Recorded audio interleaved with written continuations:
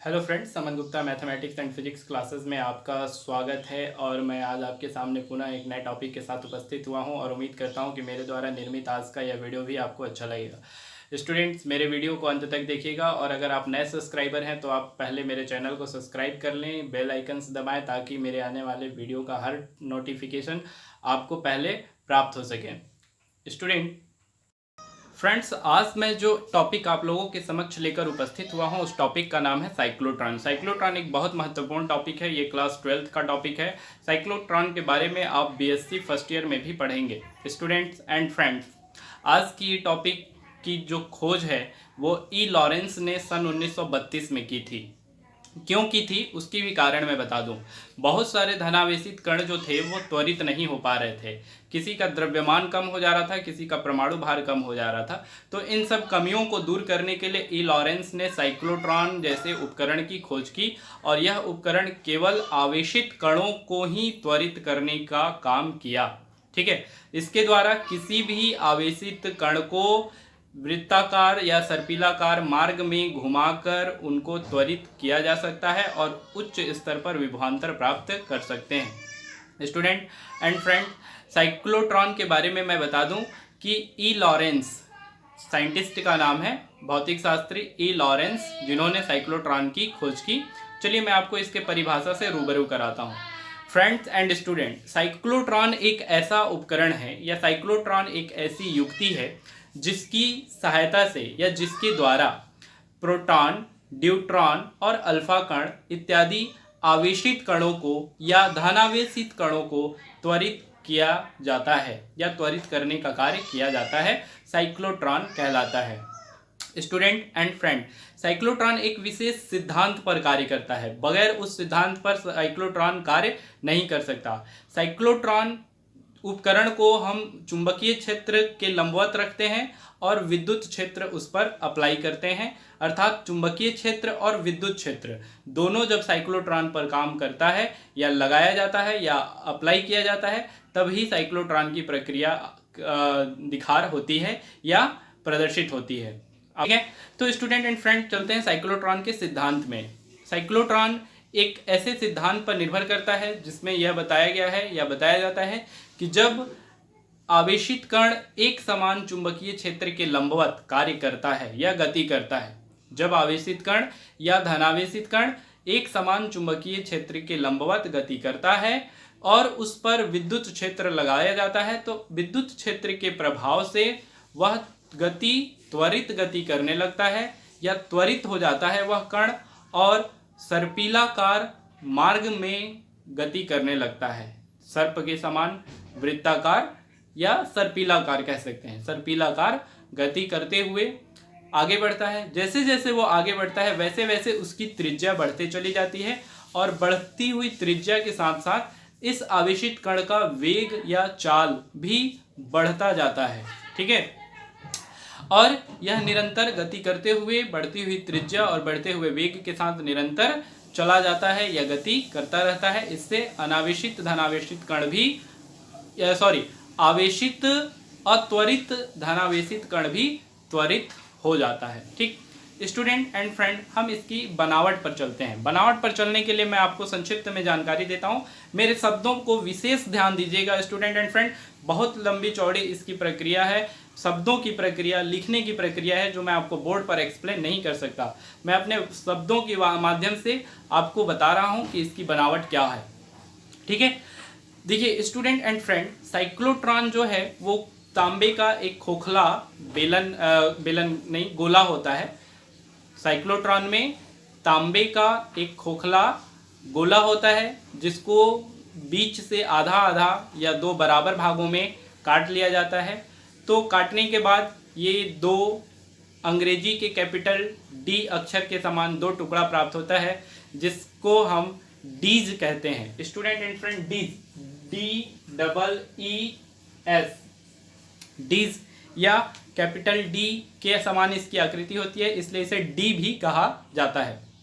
अब student and friend, जब हम इसको खोखले गोले को दो भागों में काट लेते हैं तो दोनों गोले को दो स्थायी नाल चुंबक N और S के बीच रख देते हैं। जिस धनावेशित या आवेशित कण को त्वरित करना रहता है, उस कण को दोनों D1 और D2 अगर हमने नाम दिया है तो D1 और D2 के मध्य बिंदु पर रख देते हैं। अब दोनों डीज का संबंध 1 से 2 टेस्ला के विद्युत क्षेत्र से कर देते हैं और दोनों डीज को एक ऑसिलेटर अर्थात दौलित्र की सहायता से जोड़ देते हैं। दौलित्र की क्षमता 10⁴ से 10⁵ की होती है। ठीक है, तो स्टूडेंट एंड फ्रेंड, मैं आपको बोर्ड पर एक डायग्राम के माध्यम से समझा रहा हूं, आप इस चीज को जरूर ध्यान दीजिएगा। ठीक है स्टूडेंट, ये दो डीज हैं, दोनों आपस में जुड़े हुए थे। जुड़ने के बाद हमने इसको काट कर थोड़ा सा स्पेस बना दिया। स्पेस करने के बाद इसको D1 और D2 नाम दे दिया। इनके बाहर एक N ध्रुव और एक S ध्रुव मैग्नेटिक फील्ड लगा दिया है हमने यहाँ पर। आप इसको ऐसे मैग्नेटिक फील्ड को प्रदर्शित करने के लिए प्रदर्शित दिखा सकते हैं कि ये S है और ये पार्ट N है। ठीक है, अब D1 और D2 के बीच में +Q आवेश जिसको हमें त्वरित करना है, हमने उसको रख दिया है। और D1 और D2 का संबंध एक ऑसिलेटर अर्थात दौलित्र जिसका पावर 10⁴ से 10⁵ का है, ऑसिलेटर। ठीक है, दौलित्र से हमने इसको जोड़ दिया है। ये दौलित्र इसमें विद्युत क्षेत्र उत्पन्न करता है। ठीक है, तो स्टूडेंट अगर हम इसकी क्रियाविधि के बारे में चलें तो मैं आपको इसकी क्रियाविधि के बारे में बताता हूं। देखिए स्टूडेंट एंड फ्रेंड, प्रारंभ में क्या होता है, इसकी क्रियाविधि 2 चरणों में पूर्ण होगी। D1 और D2 जब हम 2 नामकरण इसका कर देते हैं तो इसके केंद्र पर अर्थात D1 और D2 के केंद्र पर एक धनायन या धनावेशित कण जिसको त्वरित करना रहता है उसको रख देते हैं। इस सोर्स में हम अधिकतम ड्यूटेरियम का प्रयोग करते हैं या ड्यूट्रॉन का प्रयोग किया जाता है। अगर हम ड्यूट्रॉन के जगह पर ड्यूटेरियम शब्द का प्रयोग करें तो ज़्यादा ही महत्वपूर्ण होता है। ठीक है स्टूडेंट एंड फ्रेंड, हम यहाँ कह सकते हैं कि यहाँ हम सोर्स के रूप में ड्यूटेरियम लेते हैं जिस पर उच्च ऊर्जा वाले इलेक्ट्रॉनों की बमबारी की जाती है जिससे धनायन उत्पन्न होती है। ये डीज एक शक्तिशाली विद्युत चुंबक के ध्रुवों के बीच रखे जाते हैं। जैसा कि मैंने आपको पहले बताया, N और S 2 शक्तिशाली ध्रुव खंड हैं। ठीक है, जिनके बीच में D1 और D2 दोनों डीज को रखा गया है। ठीक, इनके बीच जो चुंबकीय क्षेत्र की तीव्रता होती है वो 1 से 2 टेस्ला के क्रम की होती है और एक विद्युत दौलित्र के द्वारा दोनों डीज के मध्य 10⁴ से 10⁵ वोल्ट के क्रम का उच्च आवृत्ति वाला ऑसिलेटर या दौलित्र लगा दिया जाता है जो विद्युत क्षेत्र उत्पन्न करता है। ठीक है स्टूडेंट एंड फ्रेंड, विद्युत दौलित्र की आवृत्ति 10⁷ हर्ट्ज तक परिवर्तित होती है। आप यहाँ पे लिख सकते हैं 10⁷ हर्ट्ज तक इसकी आवृत्ति जो है वो परिवर्तित होती है। ठीक, D1 और D2 में प्लेट D1 के ऊपर या बाहर एक विक्षेपक प्लेट S लगा होता है जिसमें धनायन कण या आवेशित कण त्वरण के पश्चात या त्वरित होने के पश्चात जब बढ़ती हुई त्रिज्या और बढ़ते हुए वेग से आगे बढ़ता है तो वह डीज D1 को छेदते हुए पार कर जाता है और जाकर विक्षेपक प्लेट S से टकराता है। ठीक, जब यह धनावेशित कण S से टकराएगा, त्वरित कण S से टकराता है तो उच्च मात्रा में विभवांतर उत्पन्न होता है। ठीक है, अब मैं आपको इसकी क्रियाविधि के बारे में बताता हूँ, संक्षिप्त में बताता हूँ। स्टूडेंट एंड फ्रेंड, आप मेरे शब्दों को ध्यान दीजिएगा। स्टूडेंट एंड फ्रेंड, मैंने एक बॉल लिया है एक एग्जाम्पल के लिए ताकि आपको समझने में परेशानी ना हो। हमने एक तरफ A रख दिया है और एक तरफ B लिख दिया है। A और B 2 भाग हैं, दोनों एक दूसरे के अपोजिट में है। ठीक है स्टूडेंट, मान लीजिए B पार्ट जो है वो D2 है और A पार्ट जो है वो D1 है। ठीक है ना, ये B हो गया और ये A।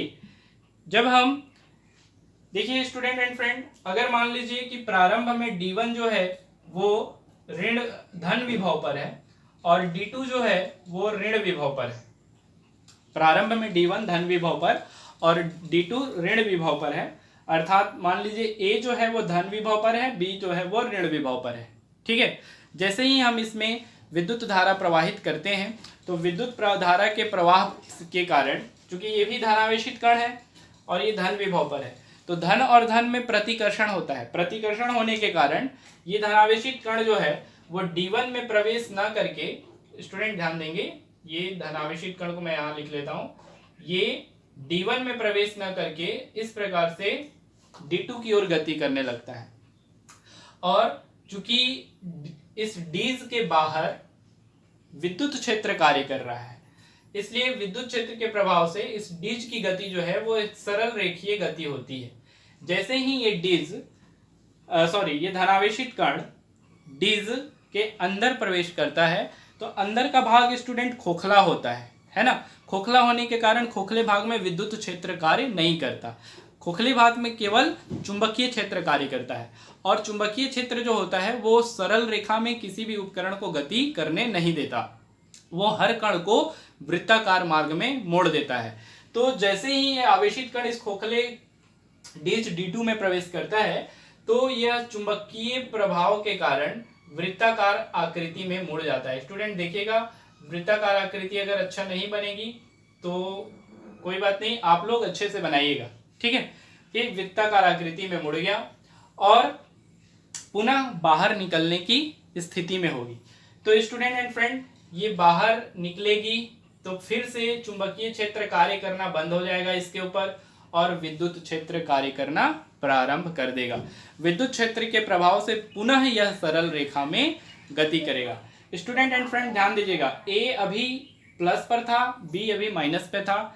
हमने जब इसको घुमाया, ये आवेशित कण ऐसे घुमा, तो ऐसी स्थिति में डीज जो है वो भी घूम जाता है ऐसे। देखिएगा ध्यान से, ये डीज ऐसे जो था वो ऐसे घूमकर ऐसे हो गया, अर्थात बी अब धन विभव पर आ गया और ए जो है वो ऋण विभव पर आ गया, ठीक है। तो ऋण विभव पर आने के कारण पुनः ये धनावेशित कण धन से प्रतिकर्षित होकर ऋण में प्रवेश करेगा। तो इस प्रकार से ये ऐसे आएगा और डीज में प्रवेश करेगा। जैसे ही डीज में प्रवेश करेगा, इसके ऊपर विद्युत क्षेत्र का मान शून्य हो जाएगा और चुंबकीय क्षेत्र का मान अधिकतम होगा। चुंबकीय क्षेत्र के प्रभाव से यह वृत्ताकार मार्ग में गति करते हुए बाहर निकलने के लिए तैयार होगा। D1 से बाहर निकलने पर D2 और D1 के बीच जो खाली क्षेत्र है उसमें विद्युत क्षेत्र कार्य कर रहा है, उस विद्युत क्षेत्र के प्रभाव से पुनः वह सरल रेखा में गति करने लगेगा। तो स्टूडेंट एंड फ्रेंड, यह प्रक्रिया जो है बार बार दोहराई जाती है इसके द्वारा। और देखिए, जैसे जैसे दोहराई जा रही है वैसे वैसे इसकी त्रिज्या बढ़ते चली जाती है ये, और जैसे जैसे इसकी त्रिज्या बढ़ते जाती है स्टूडेंट एंड फ्रेंड, वैसे वैसे इसका वेग भी बढ़ते जाता है। और एक समय ऐसा आता है कि जब वह अधिकतम त्रिज्या और अधिकतम वेग के साथ गति करते हुए D1 को क्रॉस करके बाहर निकल जाता है और बाहर जो विक्षेपक प्लेट S लगी हुई होती है उस विक्षेपक प्लेट S से टकराता है, जहां पर उच्च मात्रा में या अधिकतर मात्रा में विभवांतर उत्पन्न होते हैं, ठीक है। तो ये एक सामान्य क्रिया विधि है स्टूडेंट एंड फ्रेंड। अब मैं आपको इस क्रिया विधि के आधार पर एक छोटा सा साइक्लोट्रॉन का डेरिवेशन प्रेजेंट करने जा रहा हूं, ध्यान दीजिएगा। स्टूडेंट एंड फ्रेंड्स, मैंने लिख दिया है कि माना किसी क्षण आयन स्रोत से या धनायन स्रोत से स्मॉल m द्रव्यमान तथा q आवेश वाला धनायन उत्पन्न होता है। किसी क्षण D1 धन विभव पर तथा D2 ऋण विभव पर है, अतः धनायन D2 की ओर त्वरित होकर अंदर प्रवेश कर जाती है। धनायन जो है वो D2 की ओर त्वरित होकर अंदर प्रवेश कर जाती है, जैसा कि मैंने आपको डायग्राम में बताया, ठीक है। अब स्टूडेंट, अंदर में चूंकि विद्युत क्षेत्र खोखला होने के कारण कार्य नहीं करता है, अंदर में चुंबकीय क्षेत्र कार्य करता है, तो चुंबकीय क्षेत्र के प्रभाव से वह सरल रेखा में गति न करके वृत्ताकार मार्ग में मुड़ जाता है, ठीक है। और वृत्ताकार मार्ग में गति करते हुए D2 से जैसे ही बाहर निकलता है, D2 धन विभव पर आ जाता है और D1 ऋण विभव पर चला जाता है, जिससे यह धनायन जो कि ऋण विभव पर स्थित D1 के अंदर प्रवेश करता है और पुनः D1 के अंदर का भाग खोखला होने के कारण विद्युत क्षेत्र का मान शून्य हो जाता है।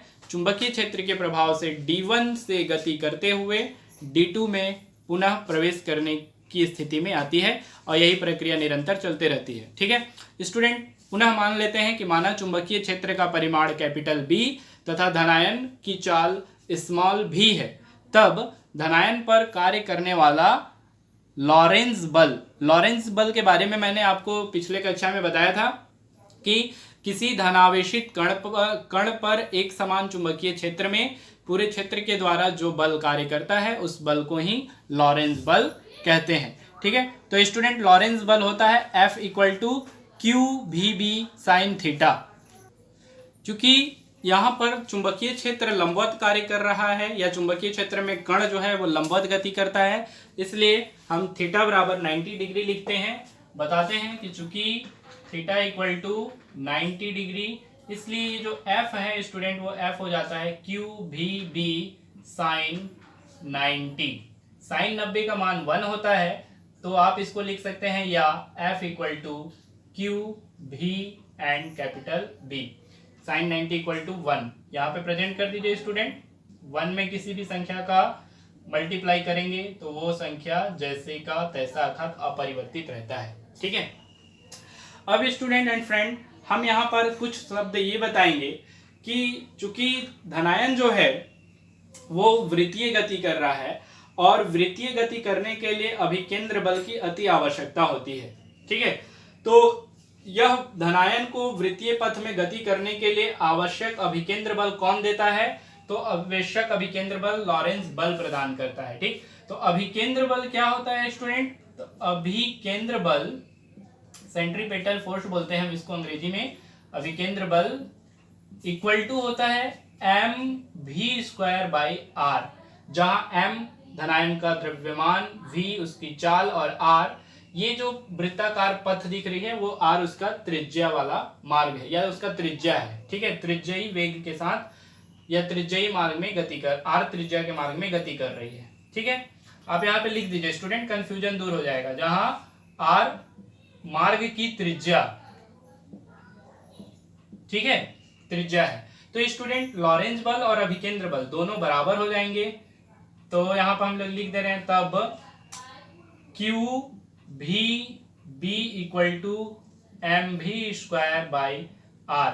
स्टूडेंट एंड फ्रेंड देखिए v² से एक तो v कट जाएगा, आप यहाँ से r की वैल्यू निकाल दीजिए तो r यहाँ आ जाएगा, क्यू भी यहाँ आ जाएगा, ट्रांसफर कर दीजिए आप इसको, तो ये इसको लिख सकते हैं आप लोग r बराबर mv upon Q B. Student ये एक महत्वपूर्ण फार्मूला है, इसको दे दीजिए इक्वेशन नंबर फर्स्ट। ये फार्मूला जो है वो न्यूमेरिकल में भी आपको सहायक होगा और आगे की प्रक्रिया में भी आपको प्रदर्शित करेगा। स्टूडेंट वृत्तीय पथ की त्रिज्या का फार्मूला इसको कहा जाता है। वृत्तीय पथ की त्रिज्या धनायन की चाल पर निर्भर करती है। इस फार्मूले से यह बात स्पष्ट हो जाता है। ठीक है, अब स्टूडेंट मान लेते हैं कि किसी भी डी में, डी मीन्स डीज में अर्धवृत्त तय करने में t समय लगता है, स्मॉल t समय लगता है आधा चक्र चलने में। यहीं पे ले लीजिए स्टूडेंट, अगर हम केवल आधा चक्र इतना चल रहे हैं यहां से यहां, ठीक है, तो इतना चलने में हम लोगों को स्मॉल t समय लगता है। तब अगर t समय लग रहा है तो समय इक्वल टू हम बता सकते हैं स्टूडेंट एंड फ्रेंड कि समय इक्वल टू होता है, चूंकि वेग बराबर होता है दूरी बट्टा समय, तो समय बराबर क्या हो जाएगा? दूरी अपॉन वेग या चाल। ठीक है, समय को हम किससे रिप्रेजेंट कर देते हैं? स्मॉल t से। दूरी को हम किससे रिप्रेजेंट करें स्टूडेंट? पाई r से। और वेग को हम लोग रिप्रेजेंट करते हैं स्मॉल v से। पाई r क्यों ले रहे हैं स्टूडेंट? अगर हम पूरा वृत्त चलते तो 2 पाई r लेते, चूंकि हम अर्धवृत्त चल रहे हैं, मतलब केवल आधा चल रहे हैं इतना, इसलिए इतना के लिए पाई r ले रहे हैं, और इधर चलते तो फिर पाई r लेते, तो पाई r 2 पाई r हो जाता वृत्त की परिधि, है ना। तो आधी वृत्त की परिधि हम लोग ले रहे हैं पाई r, ठीक, अपॉन वेग हो गया v। स्टूडेंट एंड फ्रेंड हमने अभी थोड़ी देर पहले समीकरण 1 प्राप्त किया है, r बराबर m upon mv upon qb। ये समीकरण नंबर 1, यहाँ पे r की वैल्यू रख देते हैं। समीकरण 1 से ये जो t की वैल्यू है स्टूडेंट वो हो जाएगी t equal to pi upon v into m v upon Q B. ठीक है स्टूडेंट, इसको चाहे तो आप ब्रैकेट में डाल सकते हैं। अब यहाँ पर ऐसा लग रहा है स्टूडेंट कि कुछ कुछ कट रहा है, जैसे ये स्मॉल भी और ये स्मॉल भी कैंसिल हो जाएगा, तो बचेगा हमारे पास pi M T equal to pi M upon Q B. ठीक, यहां से स्टूडेंट टी की वैल्यू निकल गई। ये जो है इसमें कोई भी चर राशि नहीं है, इसलिए इतना बराबर हो जाता है कांस्टेंट अर्थात नियतांक। इसको दे देते हैं इक्वेशन नंबर 2। ठीक, यहां से समय की परिभाषा निकलती है स्टूडेंट, और समय की परिभाषा कहती है कि किसी भी डी में अर्थात डीज में धनायन को गति करने में लगा समय उसकी चाल और वृत्तीय पथ की त्रिज्या पर निर्भर नहीं करती। किसी भी, देखिए इसमें कहीं पे भी का प्रयोग नहीं हुआ, कहीं पे भी आर का प्रयोग नहीं हुआ, अतः अर्धवृत्त तय करने में धनायन का वेग पर और उसकी त्रिज्या पर कोई निर्भरता नहीं होती है। ठीक है, D1 में अर्धवृत्त पथ में गति करने के पश्चात धनायन पुनः विद्युत क्षेत्र के संपर्क में आता है, जैसा कि मैंने आपको पहले बताया था स्टूडेंट। अब आगे की जो प्रक्रिया है शेष, अभी तो अर्ध चक्र के बारे में चल रहे थे, अब हम पूर्ण चक्र के बारे में आपको बता दें कि पूर्ण चक्र में क्या होगा। आप साइक्लोट्रॉन यहां तक निकाल कर छोड़ देंगे और उसके बाद आप अनुनाद की स्थिति निकालेंगे। तो मैं अनुनाद की स्थिति आपको तुरंत बता रहा हूं। ठीक है स्टूडेंट एंड फ्रेंड, जो मैंने कहा था कि यह प्रक्रिया बार बार होते रहती है या दोहराई जाती है। जब धनायन दोनों डीज के गैप में आता है तो वह त्वरित होता है और धनात्मक विभव वाले डीज में बढ़ी हुई चाल से प्रवेश कर प्रत्येक बार बढ़ती हुई त्रिज्या के वृत्तीय पथ में गति करता है। इस प्रकार दोनों डीज के अंदर गति करता हुआ धनायन पर्याप्त उच्च ऊर्जा प्राप्त कर लेता है। 10⁵ वोल्ट के त्वरक विभव में डीज के अंदर, मेरे शब्दों को सुनिएगा, 10⁵ वोल्ट के त्वरक विभव में डीज के अंदर 100 बार गति करके धनायन लगभग 100 बार गति करके उच्च ऊर्जा प्राप्त कर लेता है। ठीक है, और अंत में विक्षेपक प्लेट की सहायता से धनायन को एक डी में बनी एक खिड़की से बाहर निकाल लिया जाता है। ठीक, तो ये है साइक्लोट्रॉन की क्रियाविधि और साइक्लोट्रॉन से संबंधित डेरिवेशन।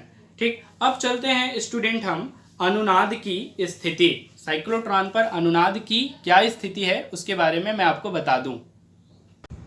स्टूडेंट, साइक्लोट्रॉन इस शर्त पर कार्य करता है कि लगाए गए विभवांतर की आवृत्ति न्यू नॉट को धनायन की आवृत्ति न्यू के बराबर होनी चाहिए। अर्थात ये जो ऑसिलेटर हम यूज किए हैं इसकी आवृत्ति को न्यू नॉट और ये जो धनायन गति कर रहा है वो आवृत्ति न्यू है, अगर मान लिया जाए तो nu not equal to nu, ये साइक्लोट्रॉन की शर्त है, सीमा है। ठीक है, तो इसके आधार पर मान लिया जाए स्टूडेंट कि साइक्लोट्रॉन को एक पूर्ण चक्र करने में, एक चक्र पूर्ण घूमने में कैपिटल T समय लगता है। तो धनायन का ये परिभ्रमण काल हो जाएगा। परिभ्रमण काल को हम लोग आवर्त काल भी कह सकते हैं। ठीक है ना, आवर्त काल हो जाएगा। तो आवर्त काल T बराबर 2T ले रहे हैं। 2T क्यों? आधे चक्र चलने में स्मॉल t समय लगा है, तो शेष आधे चक्र चलने में भी स्मॉल t लगेगा, तो 2t हो जाएगा। अब स्टूडेंट एंड फ्रेंड, अभी अभी हमने सॉल्व किया है समीकरण नंबर 2 कि स्मॉल t बराबर पाई एम अपॉन क्यू बी, है ना। तो यहाँ पर t की वैल्यू हम रख देते हैं, तो यहाँ पर हो जाएगा 2 into pi M upon q into B, capital T बराबर। ठीक है, तो स्टूडेंट एंड फ्रेंड्स, इसको हम लोग दे सकते हैं क्या, ये समीकरण नंबर 3, तो ये समीकरण नंबर 3 जो है वो आवर्त काल का समीकरण हो जाएगा। अब हम लोग ये जानते हैं चूंकि